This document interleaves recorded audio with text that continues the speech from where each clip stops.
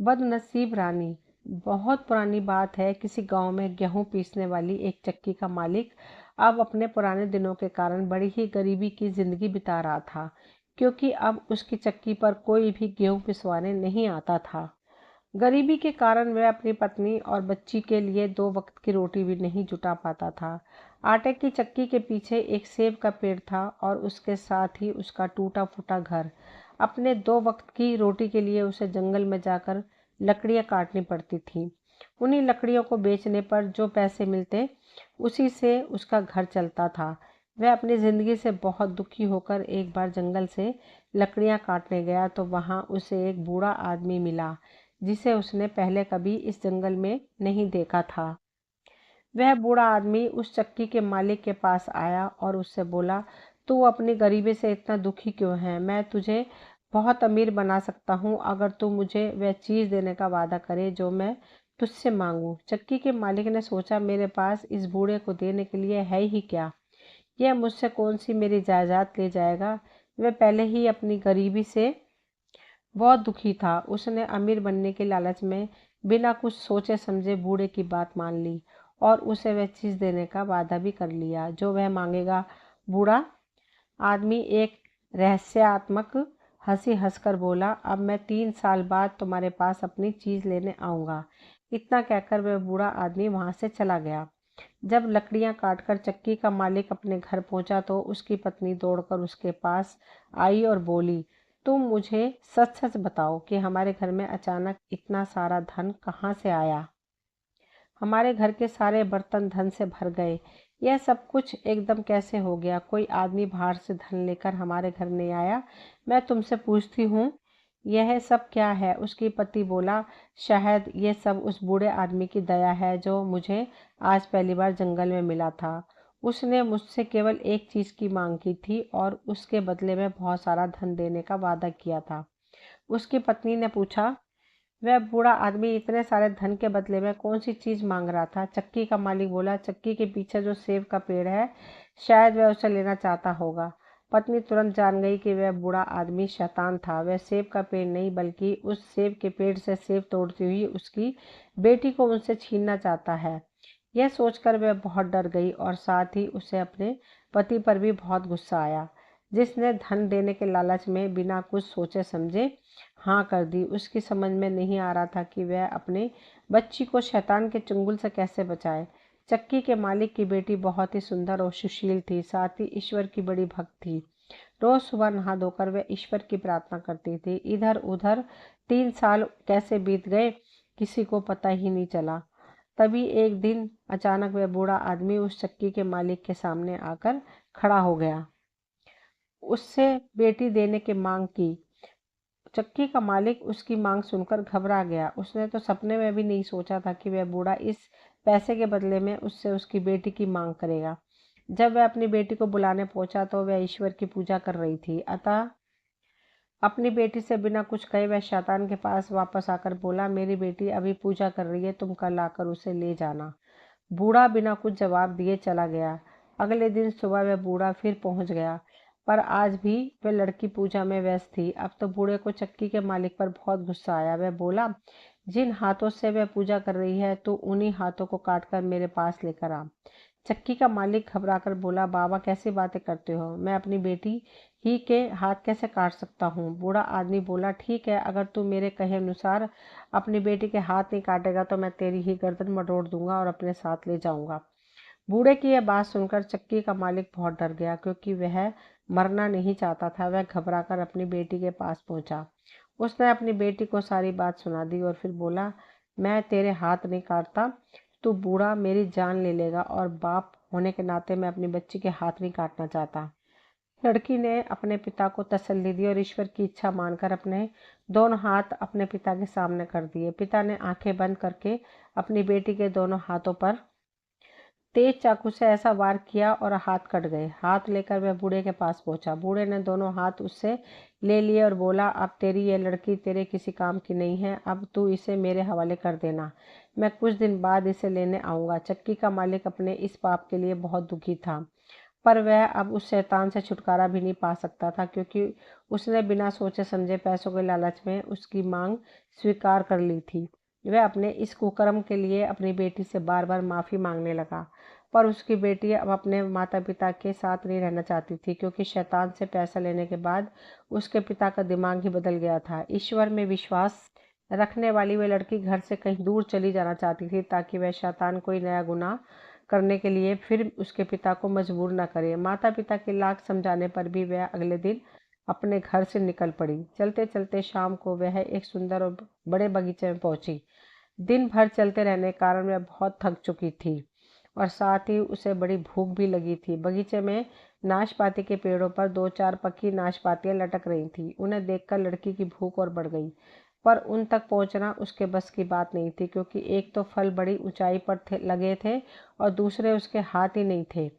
वह अपनी लाचारी पर बहुत दुखी हुई और वहीं जमीन पर बैठकर ईश्वर का ध्यान करने लगी। तभी सफ़ेद कपड़े पहने एक सुंदर सी लड़की उसके सामने आकर खड़ी हुई और बोली, मैं तुम्हारी मदद करने आई हूँ। तुम्हें भूख लगी है और तुम सामने वाले पेड़ की पकी हुई नाशपातियाँ खाकर अपनी भूख मिटाना चाहती हो। मैं अभी तुम्हारे लिए कुछ पकी हुई नाशपातियाँ तोड़कर लाती हूँ। इतना कहकर वह सुंदर सी लड़की 3-4 नाशपातियाँ तोड़कर लाई और अपने हाथों से उसे खिलाने लगी। उस बाग का माली यह सब कुछ देखकर फिर डर के मारे चुप रहा। उसे लगा कि यह जरूर कोई भूत है जो सफ़ेद कपड़ों में उनके बाग में घुस आया है। लड़की की भूख जब शांत हुई तो उसने उस देवी को हृदय से धन्यवाद दिया और वहां से उठकर झाड़ियों में छुपकर सोने के लिए चली गई। अगले दिन जब उस बाग का मालिक एक राजकुमार उस माली के पास पहुंचा तो माली ने उसे यह अनहोनी घटना सुनाई, पर राजकुमार को विश्वास नहीं हुआ, क्योंकि आज तक उसके बाग में कोई भूत प्रेत नहीं आया था। उसे लगा कि उसके माली ने जरूर कोई सपना देखा होगा, पर माली अपनी बात पर डटा रहा। उसने अपनी दोनों आंखों से सब कुछ देखा था। राजकुमार बोला, ठीक है, आज रात मैं भी तुम्हारे साथ इसी बगीचे में छुप कर देखूंगा कि वे सच में कोई भूत तो नहीं है। सारे दिन चुपचाप वह लड़की घनी झाड़ियों में छुपकर बैठी रही, पर जैसे ही थोड़ा अंधेरा होना शुरू हुआ वह झाड़ियों से निकलकर नाशपातियों के पेड़ के पास पहुंची और ईश्वर से प्रार्थना करने लगी। ईश्वर ने उसकी प्रार्थना सुन ली। कल वाली सुंदर सी लड़की 3-4 नाशपातियां लेकर उसके पास पहुंची और उसे अपने हाथों से खिलाने लगी। जैसे ही नाशपातियां खत्म हुई, वैसे ही राजकुमार, जो अपने माली के साथ एक बड़े से पेड़ के पीछे छुपा हुआ था, झट से बाहर आया और बोला, तुम लोग कौन हो? तुम इस दुनिया के लोग हो या किसी और दुनिया के? बिना हाथों वाली लड़की उस अजनबी को देखकर डर गई। गिड़गिड़ाते हुए बोली, मैं इसी दुनिया की अभागी लड़की हूँ। आज ईश्वर के अलावा सभी ने मुझे संसार में अकेला छोड़ दिया है। राजकुमार जब उस लड़की के नजदीक पहुंचा तो सफेद कपड़ों वाली लड़की वहां नहीं थी। केवल बिना हाथों वाली लड़की घुटनों के बल वहां पर बैठी थी। राजकुमार ने देखा कि उस लड़की के दोनों हाथ कटे हुए थे, पर वह बहुत ही सुंदर थी। राजकुमार को उस पर बहुत दया आई। वह उसे अपने साथ राजमहल ले गया और उसके लिए चांदी के हाथ बनवाए और अपनी माता के कहने पर उससे विवाह कर लिया। ईश्वर पर अटूट विश्वास रखने वाली लड़की के जीवन में फिर से खुशियां आ गईं। एक बार राजकुमार को किसी जरूरी काम से दूसरे देश जाना पड़ा। वह अपनी पत्नी को अपनी माँ की देखरेख में छोड़कर चला गया। कुछ दिनों बाद उस लड़की ने एक सुंदर से बेटे को जन्म दिया। राजकुमार की माँ ने एक दूत के हाथों यह खुशखबरी लिखकर अपने बेटे के पास भेजी, पर रास्ते में जब वह दूत थककर आराम करने लगा तो उस शैतान ने आकर चुपचाप खत बदल दिया और लिख दिया कि उसकी पत्नी ने अपंग को जन्म दिया है। राजकुमार ने जब वह खत पढ़ा तो उसे खुशी की जगह बहुत दुख हुआ, पर उसने सोचा कि कोई बात नहीं, वह बाद में इस बच्चे का इलाज करवाकर उसे ठीक कर लेगा। उसने अपनी पत्नी को खत लिखा कि घबराने की कोई बात नहीं, वह तब तक उन दोनों की सेहत का पूरा ध्यान रखे जब तक वह वापस घर नहीं पहुंच जाता। पर जब दूत लौटते समय अपने पहले वाले स्थान पर आराम करने बैठा तो उसे नींद आ गई। इसी बीच शैतान ने दूसरा खत उसकी जगह रख दिया। इस खत में लिखा था कि माँ बेटे दोनों को जान से मार डालो। जब अगले दिन दूत ने यह पत्र राजमाता को दिया तो वह इसे पढ़कर हैरान रह गई कि उसका बेटा कितना बड़ा निर्दयी है कि अपने बेटे और अपनी पत्नी को मारने के लिए लिख रहा है कि वह अपनी बहू को बहुत प्यार करती थी तथा उसकी और उसके बेटे की जान बचाना चाहती थी। इसलिए उसने यह बात अपनी बहू को सुनाई। लड़की को इस खत पर विश्वास नहीं हो रहा था, फिर भी वह राजमाता के कहे अनुसार अपने बच्चों को लेकर राजमहल से निकल गई। राजमाता ने उसके साथ किसी नौकर या नौकरानी को भी नहीं भेजा ताकि कहीं उसके बेटे को पता न चल जाए कि उसने उन दोनों को भागने में मदद की है। चलते चलते जब वह लड़की थक कर एक पेड़ के नीचे बैठ गई तो उसे ईश्वर की याद आई, क्योंकि अब वह ही उन दोनों का एकमात्र सहारा था। वह सच्चे दिल से ईश्वर की प्रार्थना करने लगी। जैसे ही उसने आंखें खोली तो अपने सामने एक सफ़ेद कपड़े पहने स्त्री को देखकर हैरान रह गई। वह स्त्री बोली, तुम घबराओ नहीं बेटी, साथ में ही एक छोटा सा घर है, मैं तुम्हें वहीं ले चलती हूँ। उसने लड़की से उस बच्चे को अपनी गोद में ले लिया और उस छोटे से घर की ओर चल दी। जैसे ही वे तीनों उस घर के सामने पहुंची तो एक अधेड़ उम्र की औरत, उसका चेहरा बहुत चमक रहा था, उस लड़की को पकड़कर घर के अंदर ले गई। उस औरत ने जैसे ही उसके हाथ छुए, उसके हाथ सचमुच के हो गए और चांदी वाले हाथ जमीन पर गिर पड़े। लड़की यह देखकर हैरान होकर उस औरत के पैरों पर गिर पड़ी। तब वह औरत उसे उठाती हुई बोली, घबराओ नहीं बेटी, ईश्वर ने तेरी सहायता के लिए मुझे भेजा है। तूने आज तक पूरी श्रद्धा से ईश्वर की पूजा की है, इससे खुश होकर उसने मुझे तेरे पास भेजा है। अब तुझे कोई दुख नहीं होगा। इधर अपना काम खत्म करने के बाद जब राजकुमार वापस अपने महल में आया तो उसने अपनी माँ से अपनी पत्नी और अपने बच्चे के बारे में पूछा। राजकुमार की माँ अपने बेटे से पहले ही बहुत नाराज थी। उसने भी उसे खूब खरी खोटी सुनाई, पर राजकुमार ने तो जैसे कोई खतदूत को भेजा ही नहीं था जिसमें उसने दोनों को मारने की बात लिखी हो। यह जानकर बहुत दुखी हुआ कि उसकी माँ ने उन दोनों को मरवा डाला है। उसने इस दुख के कारण खाना पीना भी छोड़ दिया। जब राजकुमार की माँ को विश्वास हो गया कि उसने उन दोनों को मरवाने के लिए नहीं लिखा था तो उसने अपने बेटे को सारी बातें सच सच बता दी। राजकुमार बिना अन्न जल ग्रहण किए अपनी पत्नी और बच्चों को ढूंढने निकल पड़ा। उन दोनों को ढूंढते ढूंढते साल भी खत्म होने को आया, कहीं भी पता नहीं चला। शहर शहर भटकने के बाद राजकुमार एक बार उसी जंगल में पहुंच गया जहां वह लड़की अपने बच्चे के साथ रह रही थी। इतने बड़े जंगल में एक छोटा सा घर देखकर वह बड़ा हैरान हुआ। उसने डरते डरते उस घर के दरवाजे को खटखटाया तो एक अधेड़ उम्र की औरत ने दरवाजा खोला। उसे देखते ही बोली, आइए राजकुमार, इस छोटे से घर में आपका स्वागत है। आपने यहाँ आने का कष्ट कैसे किया? राजकुमार बोला, मैं काफ़ी दिनों से अपनी पत्नी और बच्चों को ढूंढ रहा हूँ, पर उनका आज तक कहीं पता नहीं चला। उस औरत ने राजकुमार के सामने खाने पीने की कई चीज़ें रखी, पर राजकुमार ने कुछ नहीं खाया। वह बोला, कुछ भी खाने की इच्छा मुझे नहीं है, मैं यहाँ पर कुछ देर आराम करना चाहता हूँ, अगर आप आज्ञा दे तो। वह औरत बोली, क्यों नहीं राजकुमार, आप इस बिस्तर पर आराम कीजिए। राजकुमार उस औरत की आज्ञा पाकर वहीं उसी बिस्तर पर आंखें बंद कर लेट गया। तभी उसे अंदर से कुछ बातें करने की आवाज़ें सुनाई दी। वह औरत कह रही थी कि बाहर जाकर देख, तेरा पति और इस बच्चे का पिता तुम दोनों को ढूंढता हुआ यहाँ आ पहुंचा है, तू बाहर जाकर उससे मिल। तभी उसे किसी के बाहर आने की आहट सुनाई पड़ी।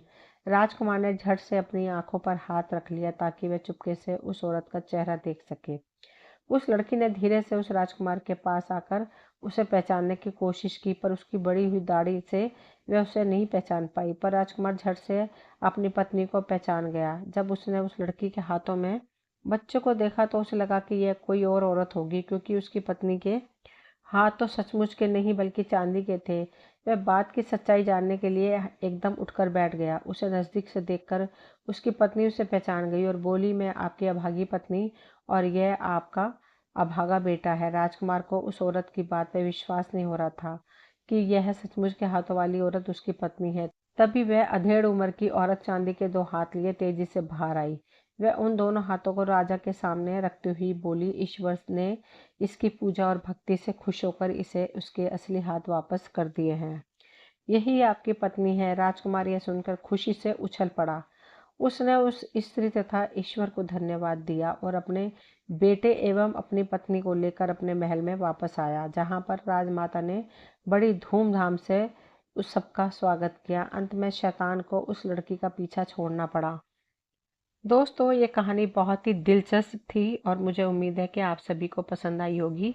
अगर पसंद हो तो चैनल को सब्सक्राइब करें और वीडियो को लाइक शेयर करें। मिलती हूँ अगली एक नई कहानी में, तब तक के लिए थैंक यू।